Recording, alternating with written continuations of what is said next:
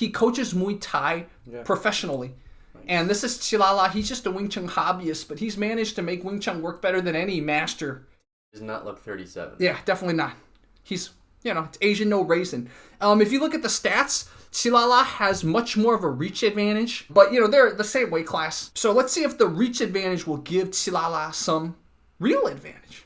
Okay. Oh! 1-2 by Qilala. Great little counter right over the top of that jab. Yep. Whoa! See what happens is, I don't know if you noticed, but knockdown. That's a clean knockdown. Yeah. I would say that was even like a flash knockout. Yeah, I think it was a flash knockout. From what Qilala told me, he saw the guy's eyes go up. Yeah. So that was a flash knockout. Definitely a flash knockout. But it was crazy. So because Muay Thai focuses so much on power, there is a he's really going for it. Yeah. Sorry, I'm having a hard time thinking. It's all good. Qilala's working the angles, but Xiaodong is really, really dialing up too, man. Yeah, he's in survival mode because he got clean knocked out just then. What I was trying to say was, because Muay Thai is so focused on power, there's a danger in accidentally holding your punches and your kicks out longer than they need to be. Oh, makes sense. Instead of snapping them back. Instead of snapping them back. Yeah. See how he lets his cross linger. Yeah, it lingers. Yeah. He puts his entire body weight behind it, but wow, what a great judo throw. Great takedown, and Qilala probably learned that in Kung Fu, but it looks like he's going, he almost got an armbar. Wow. Dude, he almost got stomped by a Muay Thai guy, but 10 seconds on the ground, man. Qilala might have won that if it was longer than 10 seconds. For sure. See, the thing is wow, that's great. Dude, wow. going through his chin hands. is up. What's so surprising is our Wing Chun guy, his chin is very exposed. Yeah. But he does a really good job of see how he lurched backwards. Yeah. To get out of the range. Yeah. Wow. And he's just always the first to get there. He's never letting this Muay Thai guy get there before him. And the reach advantage, I think, helps him a lot. For sure. But also, this Muay Thai guy is definitely like a little dazed. He's out of it. Yeah. He's completely out of it. Yeah. Like, there's a lot of openings now for him to counter because he's literally fighting off instinct. Yeah. That being said, though, Qilala looks like he got tired. I think he gave it his all. I'd be tired, too. Man. He's throwing a lot. Yeah. That was great power right there in that hook. Ooh, attempt to clinch, but Qilala negated that. Wow. You see, he just gets out of range. Yeah. Wow, good elbow, actually, there. Follow up with the Muay Thai. So, whereas the previous fight ended in the first round, this fight looks like it lasted past the first round. So, I guess Xiaodong's trying to wake up right now. These are some replays.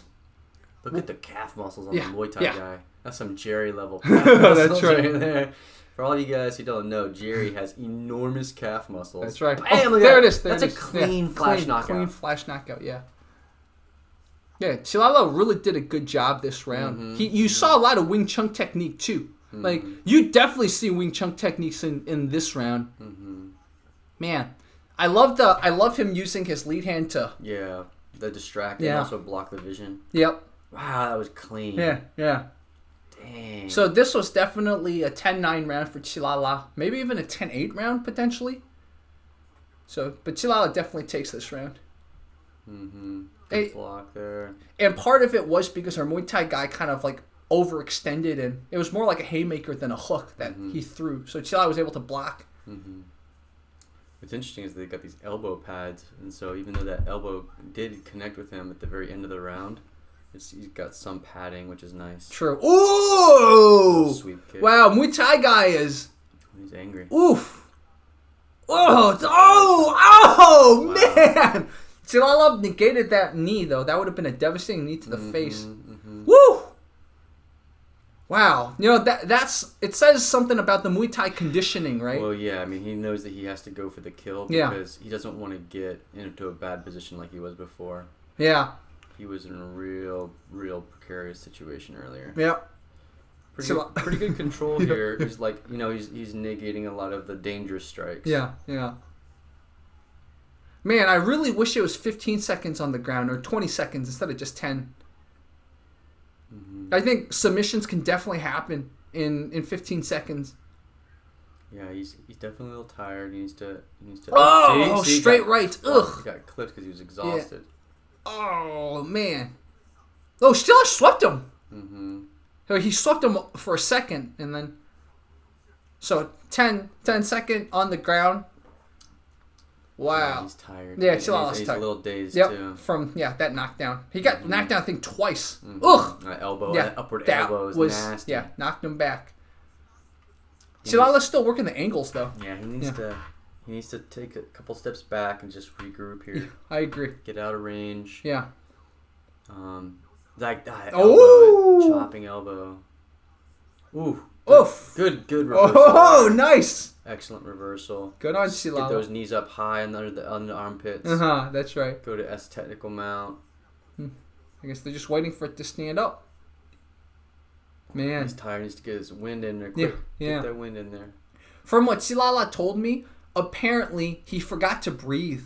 Yeah. And you can kind of see it. No, you can 100% see it. Even the first round, he said he got so excited, he just forgot to breathe. So, that's why you have to, when you practice every time, just practice breathing out. Yeah. Or else this will happen. He's getting lit up. Oh, man. It's like the first round he was so dominant. This round, the Muay Thai guy was so dominant. Well, the Muay Thai guy literally took a page out of his book and started using that 1-2. Yeah. Woo. He's doing these chopping elbows. Yep. At least he's got the wrestling. He clearly has the advantage in the wrestling department. Yeah. I really do think that, if they were allowed to stay on the ground for a longer period of time, he would have been staying on the ground already. Yeah. He does need to he needs to move here. He needs to move and get his breath. Yeah. Yeah, exactly. Circle around or something. Circle to the right, Yeah. The guy's power leg he's like that right cross is just killing him. Circle. Yeah. Go to his right. Yeah. Yeah. He's in trouble here. Yeah. He's in trouble of getting knocked out because when you're exhausted like that, you don't keep your hands up. Makes sense. Oh, that's the first knockdown. That's the exact same 1-2 that he delivered. Yeah, look, his head definitely whiplashed a little sideways. Yeah. Ugh. Oh, man. Epic battle, man. Epic battle. But, there's no reason why. The only reason why he got hit with that was because he was exhausted. Yeah. And that was the second knockdown. See, the second knockdown, his head went a different direction. Oh, so the knee didn't hit. That was a good angle to show that the knee didn't hit. And Silala just eating strikes. He ate an elbow. And we saw later, like Rob pointed out, he ate a chopping elbow too. Yeah. Oof, the up elbow definitely messed him up. Good, thank goodness for the pads, right, Rob? Oof. Oh, man. Yikes. That was kind of in the throat, too. Ugh. Man, if anybody takes anything away from this, it should be how technically sound the jab 1-2 is. 1-2. It's just the stepping forward jab followed with the cross works every time. Yeah. We're kind of learning this by watching other people's pain, so to speak. And then the other important thing to learn, which we've learned already, is just the importance of circling out, man. Yeah. If you can't bang, don't keep banging with him. Just circle out. Right.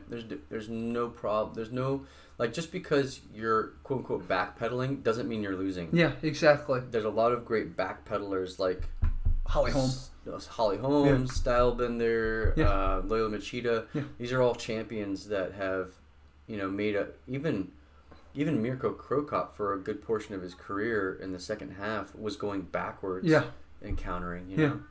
Exactly. Chuck Liddell got his first big knockout going backwards against Randy Couture. Did they rule it? I thought there was a third round.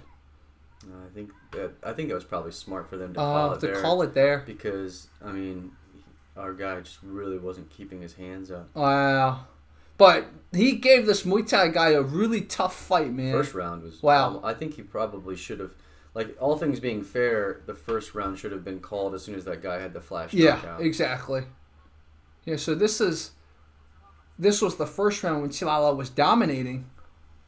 And like you said, the Muay Thai guy fought like he wasn't responding. He fought like he was just surviving. Do you remember when we were watching the Loma fight the other day? Yeah. How effective that jab was that he was using? Yeah. feel like he could have really, really utilized that in this fight. You know? Just stayed away a little bit, peppered him with that jab. Yeah. Caught his breath, you know. Yeah.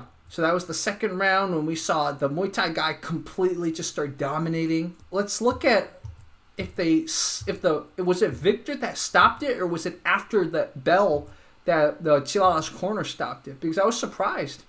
I was surprised that they stopped it. Chilala sometimes fights a little too hard, like he's already dazed and he still fights. We've seen that a few times when he fights Muay Thai guys. So I think it was towards the end. So we saw that already. Yep. Nice. So, and of course the 10-second, and I think that's where the 10-second thing was good because it prevented them from stalling. So, but the few times when it prevented him from getting a submission, I wasn't a fan of that. And yeah, Chilala's just not responsive anymore. Look at that. Hands are way low. Yep. Oh. Yeah. Oh. Yeah. Yeah. I mean, at this point, if I was the referee, I'd be like, you got to defend yourself. Yeah. Yeah. That was the. No, they let the round go all the way to the end. So it was till the end, and then this was the replays.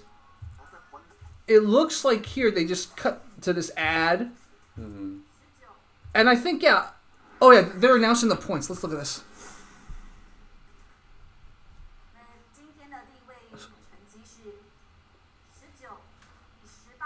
19-18.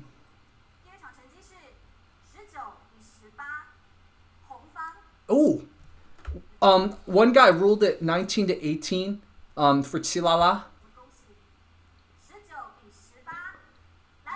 So okay, the third ref 19-18 him. So it's interesting. Split decision. So it looks like they just ruled it after 2 rounds. Makes sense. Yeah. So okay, that's I see how it works. Split decision. They gave it to him. So if it's only after 2 rounds, I guess one of the refs felt like the first round because he knocked him down so much, he gave it to him. Whereas the other 2 refs were like, yeah, but he came back and he dominated the second round. I guess I see. From what Chilala told me, 1, he just forgot to breathe. He felt like if you just judged it on the first round, he definitely won. Oh, yeah. So I'm going to get some word from Victor, too, the ref / the CEO. I want to hear what he thought about this match. This is Jerry from Fight Commentary Breakdowns. Thank you so much for watching. So I spoke to the organizer / the ref, Victor, and here's Victor's official reflection. So, of course, Chilala did very well, and he almost won. But what Victor said was the edge went to the Muay Thai fighter when it came to cardio. So that's similar to kind of what Chilala said about how he forgot to breathe. What Victor was saying is that because Muay Thai guys, they have this training that's dedicated for fighting a specific number of minutes, specific number of rounds in the ring. So their cardio is just better trained for a type of situation like this. I passed many of your questions too, Victor, which is why 10 seconds? Why not 15 seconds? Why not 20 seconds on the ground? So what Victor said was if they were to extend the amount of time on the ground, what would happen is that fighters would start learning jiu-jitsu. So then there would be a tendency to want to go to the ground, and the old adage of jiu-jitsu wins or wrestling wins will kind of take over. And of course, Victor's goal of this hybrid kind of MMA rules is to test the art versus the art, right? Test the striking, the art versus the art. So next up, we have a kickboxer versus an MMA guy in striking. So let's see what happens there. This was Fight Commentary Breakdowns. Leave your questions below. Let us know what you want to learn from Victor and Chilala and any of the other contestants on the show. All right, guys. Thank you.